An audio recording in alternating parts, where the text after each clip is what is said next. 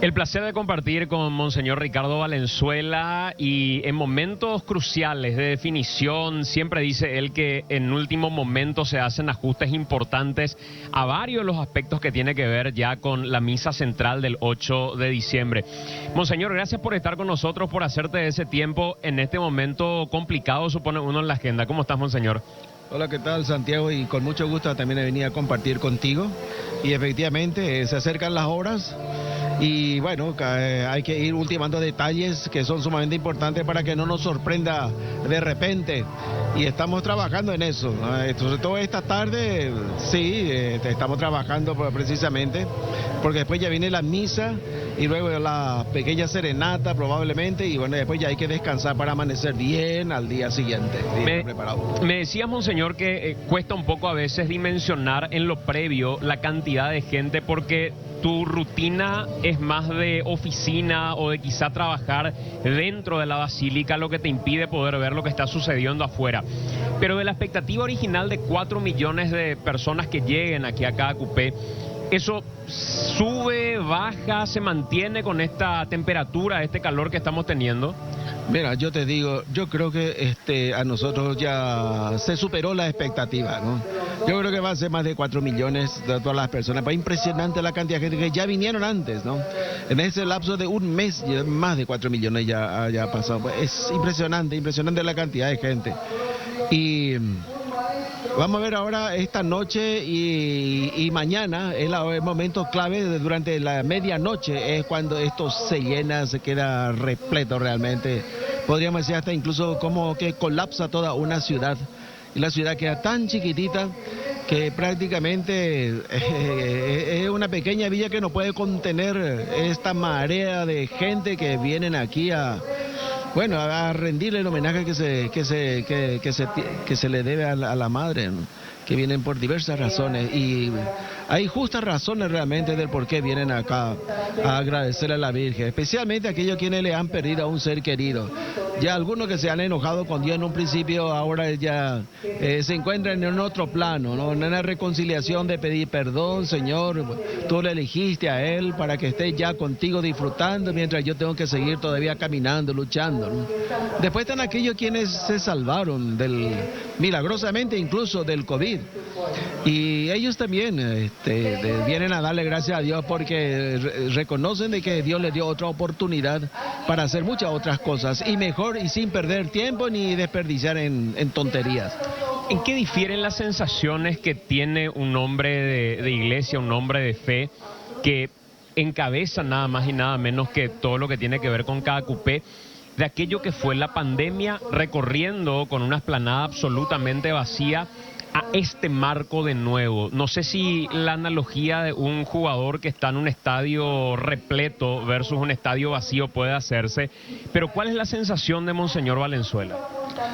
Bien, mira, aquella vez cuando yo caminé en solitario acá y miraba alrededor, no había ni un perro ni un gato. Y cuando me subí a las gradas y desde allí observé todo el panorama de la explanada, yo reconozco que ahí yo me quebré, porque le decía, yo no puede ser, esto no es 8 de diciembre, no es. Y pasando a lo que es hoy, esto es totalmente lo contrario, y es realmente emocionante ver que todo nuestro pueblo se vuelve, se aglomera, acude, viene a verle a la Virgen, y se nota a la gente mucha alegría. Hay gente que llora y dice, pues vuelvo otra vez a verle.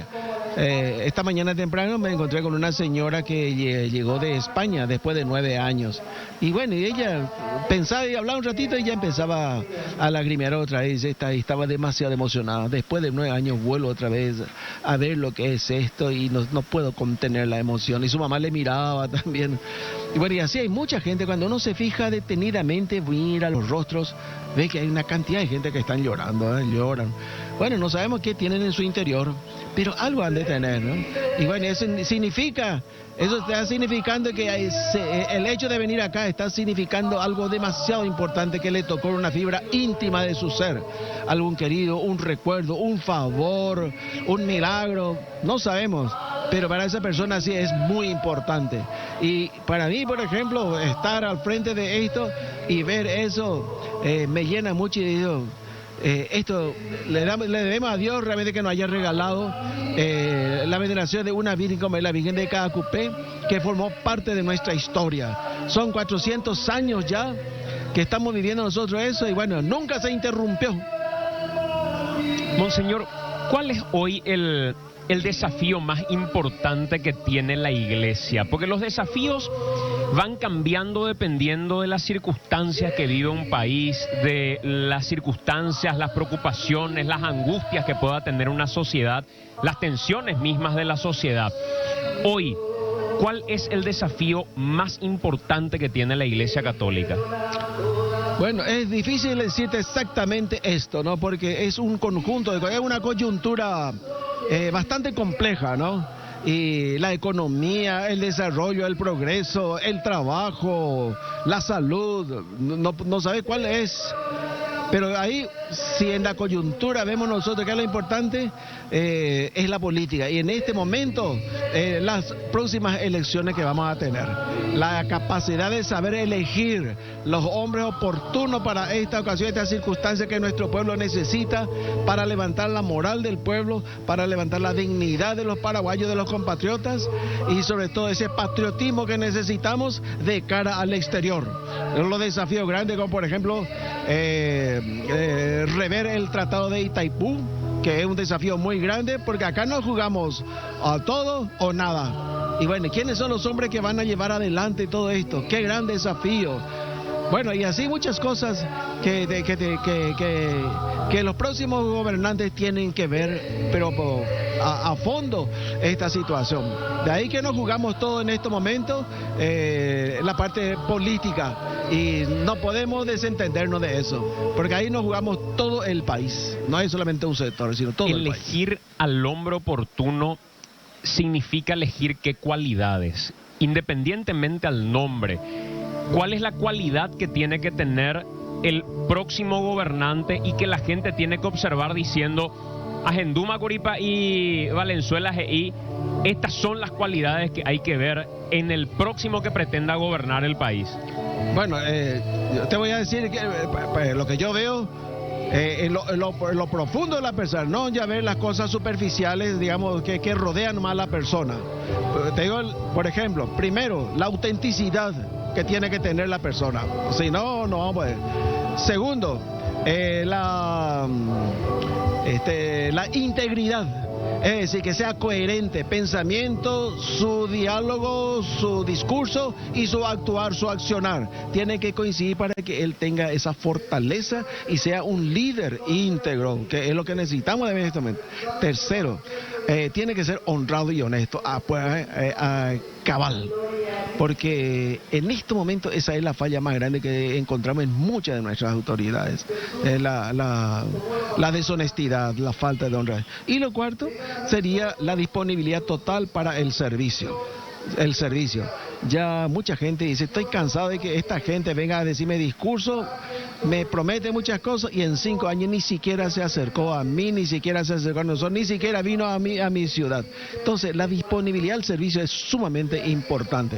Necesitamos al hombre que se distinga, se caracterice por la disponibilidad para el servicio, no importa dónde sea, pero tiene que salir a prestar este servicio. Entonces, esos son, digamos así, como 4 características de vital importancia que debe reunir el próximo mandatario y todas las otras autoridades también, sea sus ministros, sea quien sea, cualquiera que tenga un cargo, cualquiera que sea autoridad, es necesario que sea una persona auténtica, es necesario una persona íntegra, es necesario que sea una persona a prueba cabal en cuanto a honradez y honestidad, y también en la disponibilidad para prestar servicio y no servirse del pueblo. Yo te diría un poco en esos 4 puntos. Me gustó cuando mencionabas un desafío, el Tratado de Itaipú, y quisiera sumar por lo menos un par de tópicos más para saber, además de ese punto, ¿qué otros puntos son imprescindibles, crees, Monseñor, como para poder tener y chequear eventualmente de aquí a un futuro como desafío a cumplir principalmente, además del Tratado de Itaipú? Bueno, y después vienen cosas internas nuestras. Por ejemplo, como tenemos muchos jóvenes, los jóvenes están desesperados por encontrar trabajo. El trabajo.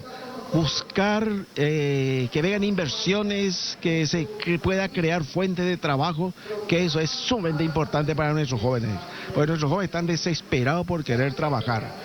Muchos de ellos me dicen, yo ya quiero aportar, yo ya quiero pagar mis propios estudios, etcétera, ¿no? Después lo otro que es sumamente importante es la salud. La salud está demasiado cara, muy cara.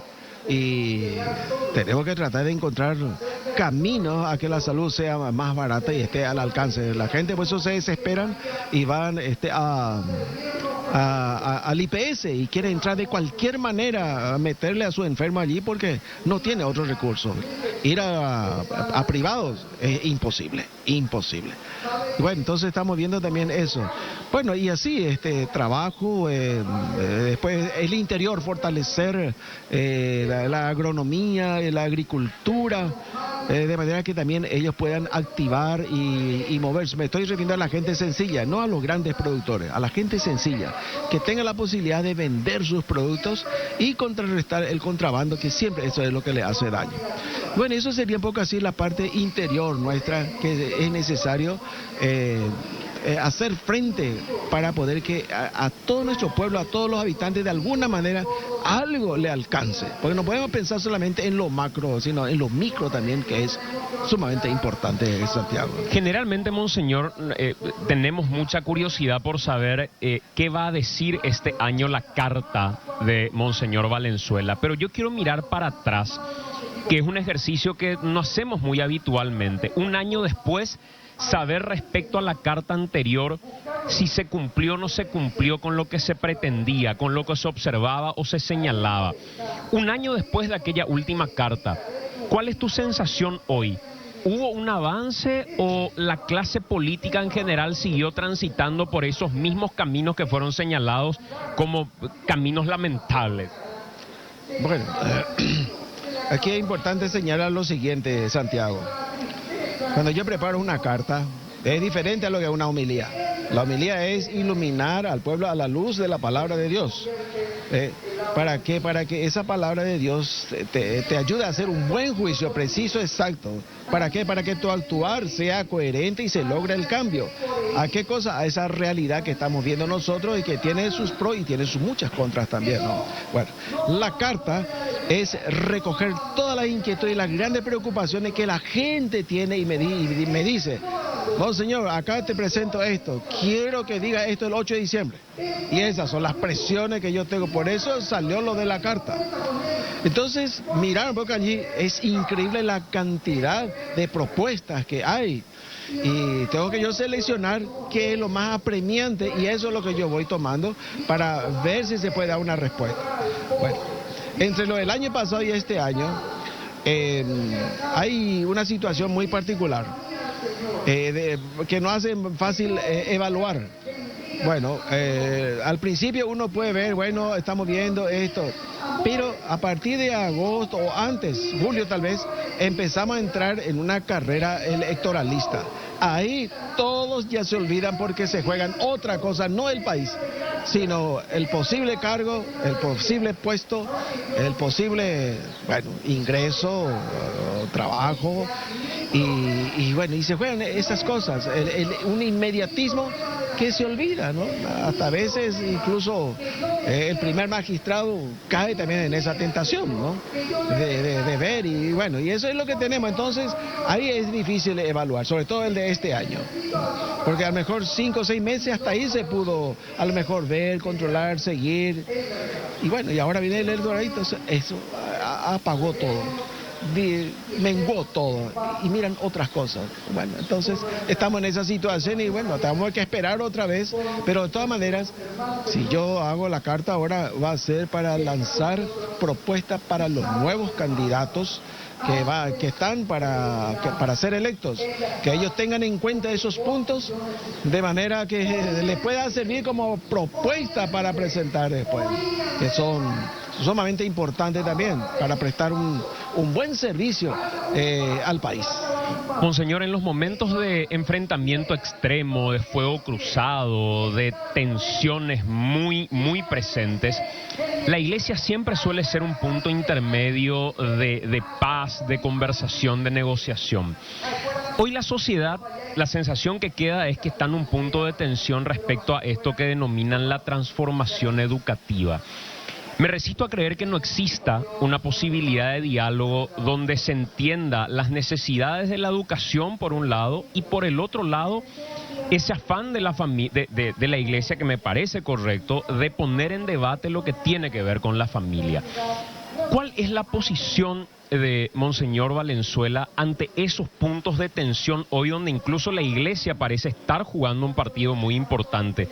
¿Hay un punto intermedio de diálogo, de conversación, o no es viable?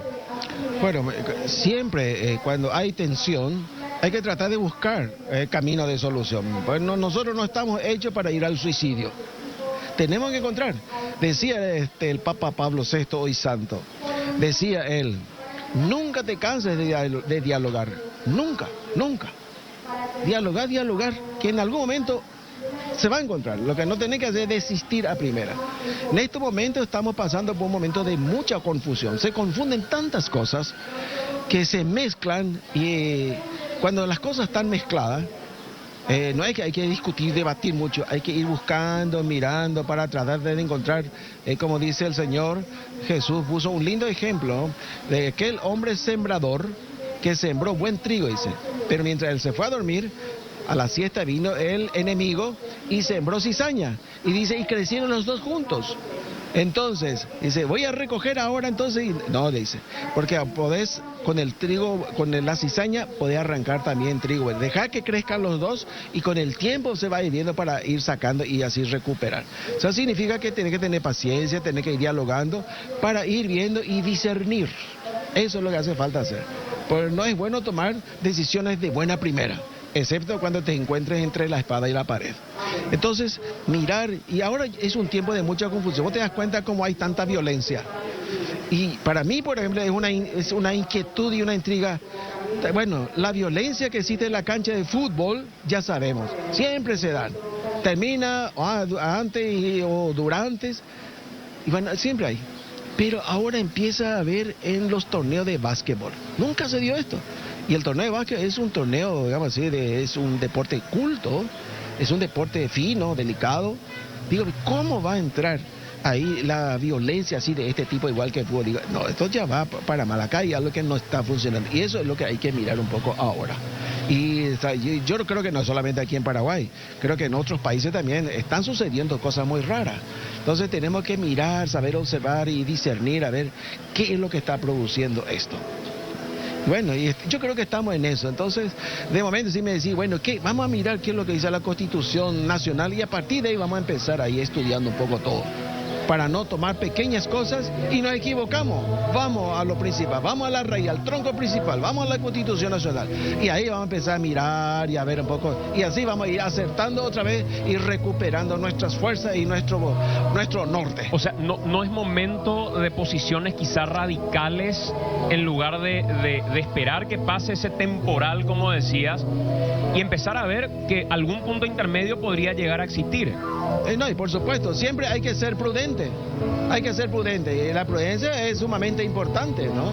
De manera que hay que ir mirando, observando, bueno, para ver dónde está la verdad, porque cuando hay fanatismo, eso ya es cosa de ceguera, y cuando hay ceguera, mira, podés echar no solamente lo malo, sino todo lo bueno también que hiciste, y eso es pérdida de fuerza, energía, tiempo, etcétera. Hay que volver a la raíz. Ese es el pensamiento de los sabios, y el Papa Benedicto siempre decía, cuando te equivocas, siempre volver al punto de partida, siempre hay que volver al punto de inicio, y ahí comenzar a rever un poco todo otra vez. Hoy el padre Arévalos decía en un momento determinado que la familia como la conocemos es mamá, papá, hijos, y hay gente que quiere cambiar eso, mencionaba, y no sé si implica un discurso que desconoce, padre, la existencia de otros modelos, donde está la abuela quizá porque mamá está en España, donde está el abuelo a cargo porque papá está ausente. ¿Qué entendemos, sin radicalizar posiciones y sin llevar a los extremos que a veces se lleva, hoy el concepto de familia?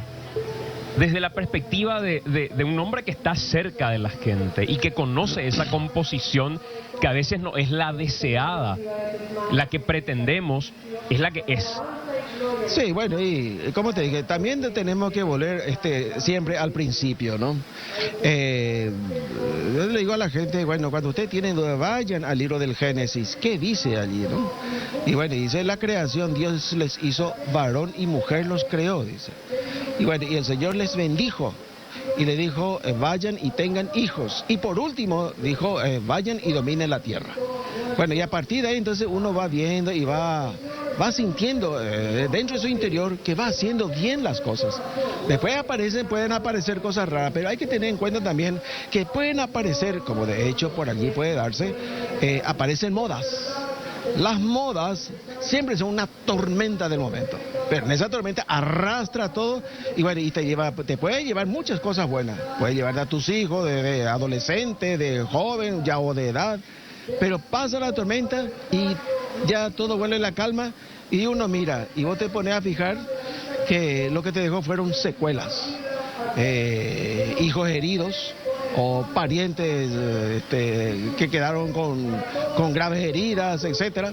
Y bueno, entonces está esa situación, pues hay que observar siempre, ¿no? Hay que observar. A veces nosotros decimos las cosas, pero cada uno ya tiene un poco, me gusta más esto, me gusta más esto. Y bueno, cuando hay tantos gustos, los gustos son muy personales. Y el gusto no es para decir, este es el parámetro, no, para eso está la historia. La iglesia tiene 2000 años de historia, 2000 años de experiencia de vida, pasó por miles de tormentas y sigue todavía, ¿no? Entonces quiere decir que hay algo en esta institución que nunca, digamos así, ninguna tormenta pudo contra ella, y eso fue lo que pasó, ¿no? Pero reconoce la iglesia, Monseñor, la existencia de otros modelos de familia, además de ese modelo ideal de mamá, papá e hijos. Por eso incorporo a la abuela cuando no está papá o no está la mamá. ¿Reconoce esas otras familias existentes también en nuestra misma sociedad?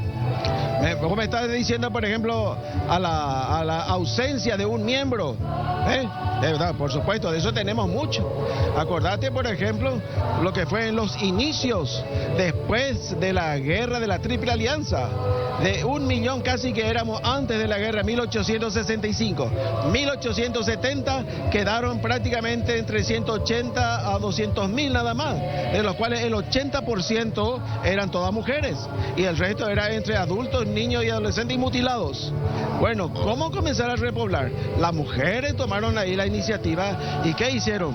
Le pidieron ahí al presidente, creo que era Cirilo Antonio Rivarola, me parece, no recuerdo bien, que pida hombres que vengan de Europa. Y vinieron y entonces sacó un decreto. Aquí le corresponde entonces a cada hombre 7 mujeres. Y así quedó de aquel tiempo. Y de ahí entonces empezó la repoblación del país. Y gracias a eso, bueno, hoy somos nosotros lo que somos. Y eso es lo que valora el Papa Francisco. El Paraguay se levantó gracias a las mujeres, porque tomaron el valor y el coraje de hacer. Y bueno, ahí comenzó. ¿Cómo nosotros sabemos qué tipo de familia era? ¿Era completa, incompleta? ¿Era todo pariente, primo, hermanos? Y bueno, y así comenzó. Por eso entre nosotros hay muchísimos parientes. Pocos papás y muchas mamás. Somos todos parientes. Y bueno, y ahí estamos. Pero a esto también siempre se suman, como te dije, las modas que vienen, ¿no? Pero es siempre importante que en una familia haya alguien que asuma la responsabilidad de un niño o de un adolescente, que siempre va a necesitar la mano de una persona adulta que le guíe por el camino y que le enseñe valores, que le enseñe modales, que le enseñe el inicio de los trabajos para aprender a trabajar y así que tenga las herramientas para defenderse cuando sea mayor de edad. Monseñor, agradeciendo que nos acompañes a quienes no pudieron venir y están siguiendo esta transmisión y se siente cercano, seguramente alguno mirando gracias a esta transmisión. ¿Qué le podemos decir a través de las pantallas de Telefuturo, de Noticias Paraguay y el aire de Radio Monumental? Y a todos estos peregrinos que se están acercando de a poco, lo primero que quiero decirles es, yo sé que tienen razones y motivos para que vengan aquí. Y de hecho, vengan a agradecerle a la Virgen, a la Santísima Madre nuestra, que nos espera acá. pero tengan la precaución de no caminar en momentos de mucho sol, a pesar que ahora ya se va entrando poco a poco, ya es menos intenso el calor, pero no dejen de tomar agua, de venir mucho más sereno, más tranquilo, si es posible vengan rezando para venir con más, más pausadamente, bueno, y de esta manera no lleguen tan cansados y agotados que después quedan tendidos por allí en cualquier parte, ¿no? Sino que vengan y que se preparen para el día de mañana, en el día de la fiesta, para agradecerle y darle a ella todo el corazón y sobre todo por volver a haber pasado la pandemia, por tener otra oportunidad para seguir viviendo, para seguir trabajando, para seguir reuniéndose en familia y reencontrarnos todos los paraguayos que podamos aquí y decir que todo el Paraguay es una sola familia. Así que bienvenidos sean todos los peregrinos. Gracias, Monseñor. Ricardo Valenzuela con nosotros.